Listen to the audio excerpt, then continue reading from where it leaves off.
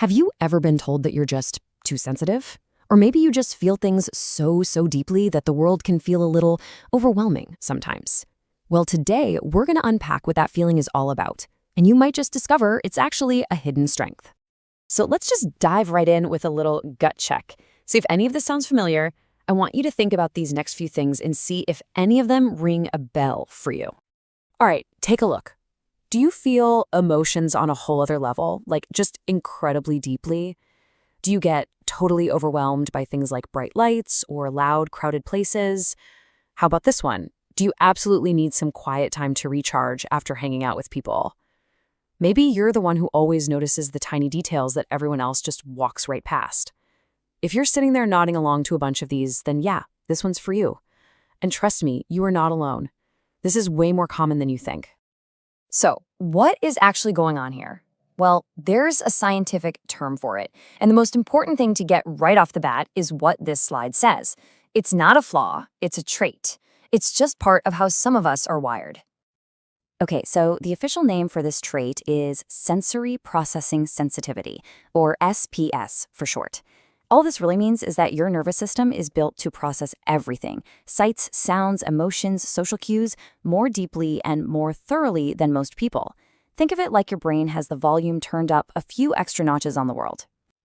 And get this isn't some super rare thing. Researchers figure that about 15 to 20% of the population has this trait. That's roughly 1 out of every 5 people you meet. What's even crazier is that scientists have seen it in over 100 other animal species, from fish to dogs. This suggests it's actually an evolutionary strategy. It's a survival advantage for the whole group to have a few members who are extra cautious and observant. I'm going to say it again because it's that important. High sensitivity is not a disorder. It is not a weakness. It's a neutral, inborn trait, just like having brown eyes or being left-handed. Once you really, truly get that, it can change your whole perspective. And, like any traits, there are 2 sides to the coin. That same deep processing can create some unique challenges, for sure. But it's also the source of some pretty incredible strengths. So let's start by looking at the tough parts first. Because highly sensitive people, or HSPs, are taking in so much more information all the time, it can get, intense. You've got sensory overload. A busy shopping mall can feel like a full-on assault. There's emotional overload, where a difficult conversation can leave you feeling drained for hours. All of that leads to a major energy drain, which is why that quiet downtime is so non-negotiable. And of course, all this can lead to being misunderstood and getting slapped with that too sensitive label. But here is the amazing flip side.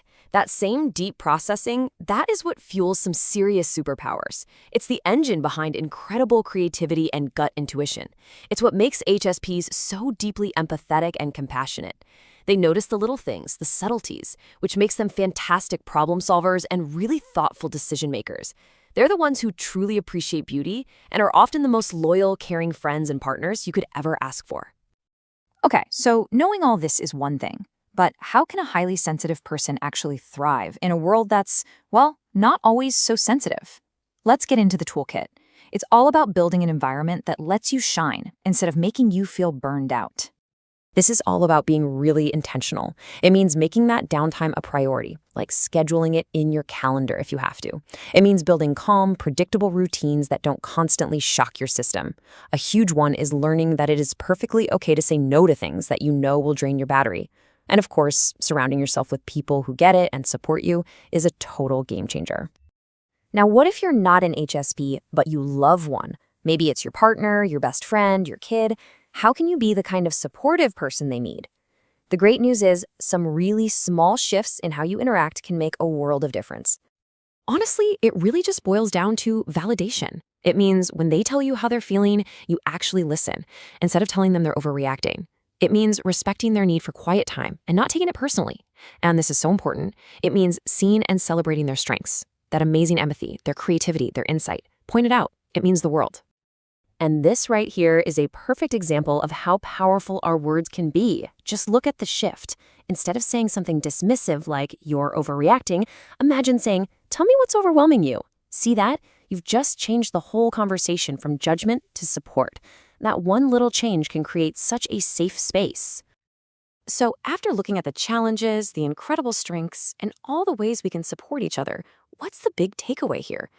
It's really all about a fundamental shift in how we see this trait. This is the heart of it, right here. Sensitivity isn't a problem we need to fix. It's a gift, and it's a gift that needs to be nurtured. The empathy, the creativity, the depth that HSPs bring to the table, those things make all of our lives richer. When they thrive, we all thrive. So I'll leave you with this final thought to chew on. This isn't just about sensitive people learning to cope with a loud world. It's about all of us working to build a world that actually values deep thinkers and deep feelers. A world that makes a little more room for quiet, for kindness, and for paying attention.